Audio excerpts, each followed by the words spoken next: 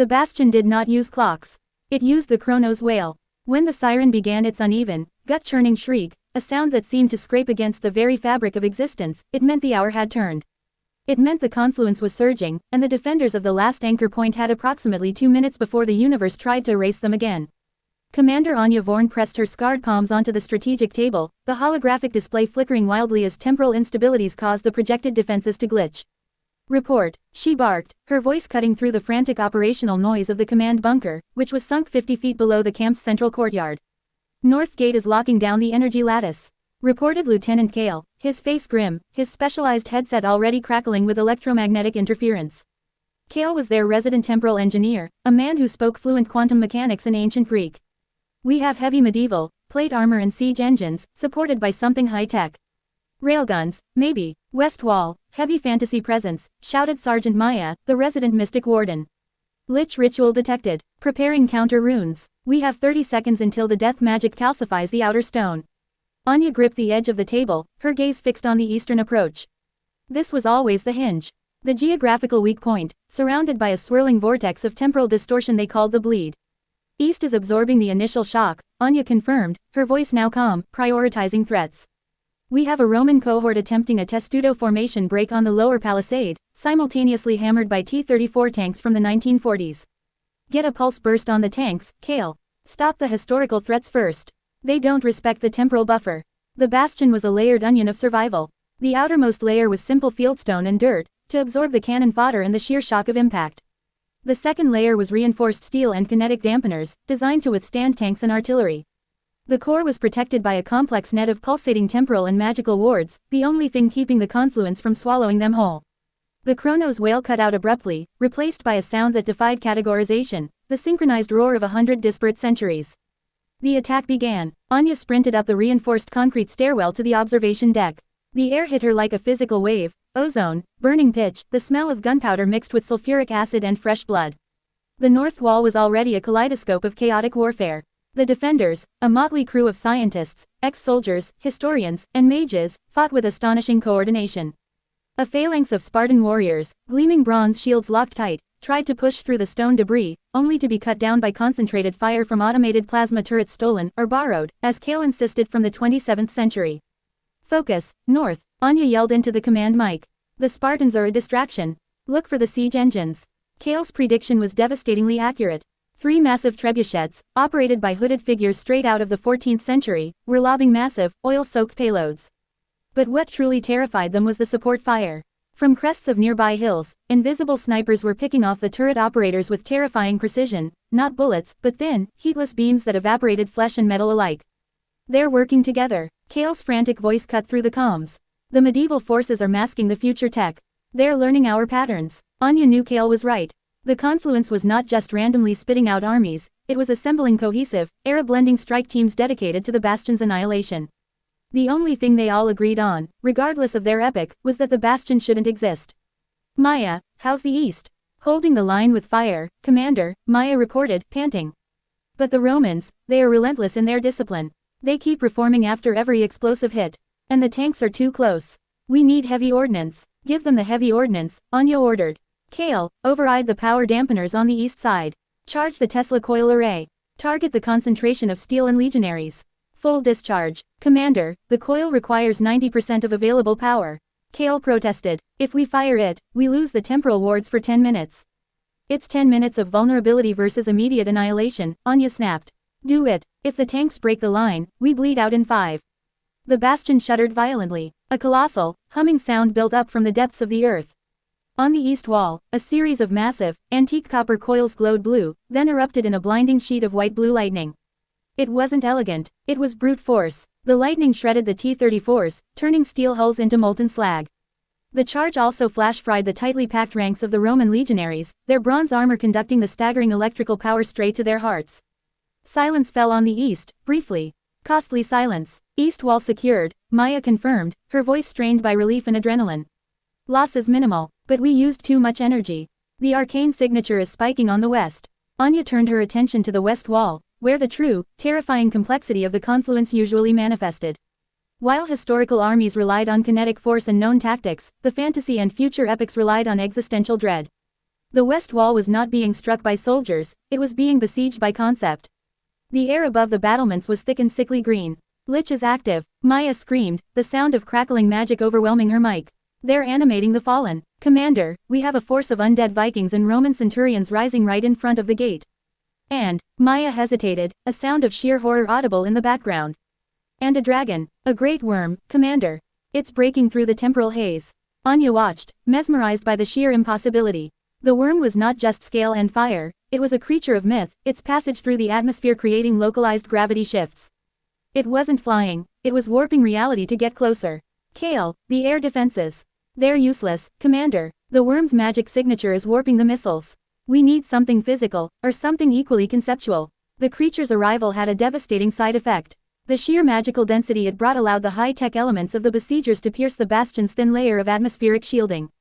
Suddenly, the sky was not just dominated by the worm. It was filled with angular, black drones, silent hunters from an age far beyond their own. They didn't use visible lasers, they used sonic weaponry. Whoom, the sound hit the west wall, shattering 300-year-old defense stones into dust. Defenders nearest the blast crumpled, their internal organs turned to jelly. Anya saw Lieutenant Kale on his monitor, struggling to reroute power back to the crucial temporal wards. Commander, the drones are targeting the main anchor points. The future forces know exactly how we hold this place together. The bastion had been built by refugees who understood that the only way to survive endless time was to anchor themselves outside of it. If the temporal wards failed, the entire facility would collapse into a paradox, or worse, be scattered across 10,000 years. Maya, you have to hit the worm. Anya commanded. Forget the undead, take every available mana crystal and charge the siphon staff. We need to ground that thing now, or it provides air cover for the kill drones. But, Commander, the siphon staff is a single-use weapon for this wave. We won't have the shielding to resist the next cycle. We won't survive this cycle if you don't use it. Anya roared. Anya watched Maya and her 4 surviving wardens scramble onto the exposed west rampart. The worm was close enough now for Anya to see the ancient, malignant intelligence in its eyes.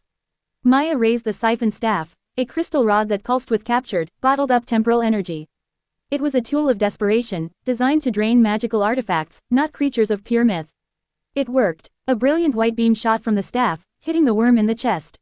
Instead of an explosion, there was a terrible, deep-sucking sound. The worm shrieked, a sound like tectonic plates grinding, and suddenly, it seemed to solidify, losing its hold on reality. It plummeted, a massive, scaly meteor, crashing into the assembled ranks of undead Vikings and Roman zombies below. The impact was catastrophic, but it bought them exactly 3 seconds. In those 3 seconds, the futuristic kill drones, now unchecked, fired their optimized payloads. They were not targeting defenders anymore. They were targeting the foundation. The ground shook so violently that Anya lost her footing. Secondary explosions ripped through the center of the camp. The bastion's main generator, located in the courtyard, had been compromised. We are bleeding power. Kale's voice was broken by static. The temporal wards are down to 15% and dropping. We have a 4-dimensional breach at the courtyard. Commander, they're sending heavy armor through. Anya scrambled back to the command table. The holographic map showed a flashing red zone in the center. The breach was not historical, or futuristic, or fantasy. It was an amalgamation of all of them, a singularity of spite.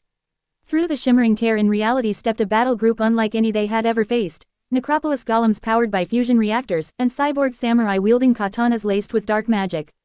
South wall defenses, abandon your posts. Fall back to the central courtyard. Anya yelled. We fight this hand to hand. Kale, what options do we have left? 1, Kale replied, his voice strained by injury. The null point emitter. It draws all residual energy from the bastion, including the support systems, and emits a localized temporal stabilizing field for exactly 60 seconds. It neutralizes anything currently occupying our space, but it will leave us dark and defenseless for the next hour. It buys us the time to repair the wards, Anya said, already moving toward the emergency activation panel. It means we lose the next wave entirely, but we survive this one. If we lose the next wave, Commander, we are annihilated, Kale warned. It's a coin flip. Then let the coin fly high. Anya slammed her fist down on the large, red activation button labeled, Void. The null point emitter did not create a flash or a bang. It created silence. As the device went into overload, draining every ounce of power from the bastion, lights, shields, heating, and communications, a wave of profound, numbing stasis washed over the camp. The cyborg samurai mid-swing froze. The necropolis golems, their fusion cores momentarily deprived of temporal context, ground to a halt. The air crackling with necrotic energy simply stabilized. For 1 minute, the bastion was the quietest place in the multiverse. The enemy melted, not physically, but temporally. The golems rusted 1,000 years in a second, the cyborgs, advanced metal disintegrated into crude iron ore. The worm's corpse, which had crashed into the west wall, simply resolved back into the mythical ether from which it came. When the device shut down, the silence was replaced by the deafening sound of dripping water, dust settling, and the ragged, shallow breathing of the survivors. Anya stood amidst the devastation on the observation deck. The air was cold, the holographic table dark.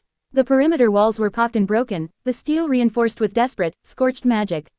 "Report total losses," Anya ordered, her voice hoarse. Maya knelt beside 3 of her wardens, who were now just lifeless husks, the siphon staff having drained them as thoroughly as it had drained the dragon. Kale dragged himself to the main console, his arm hanging uselessly. "We held, Commander. But the bastion is blind. The generators are slag. 37 defenders are lost. And we have 20 minutes until the confluence resets." Anya looked out over the shattered camp. It was a ruin, held together by sheer spite and layered defenses. The bastion was starved, wounded, and exhausted. 20 minutes, Anya repeated, straightening her uniform jacket, stained with blood that wasn't hers. She looked at Kale, then at Maya, then at the exhausted faces of the surviving defenders emerging from the rubble. She knew the cost of using the null point emitter. They were now wide open.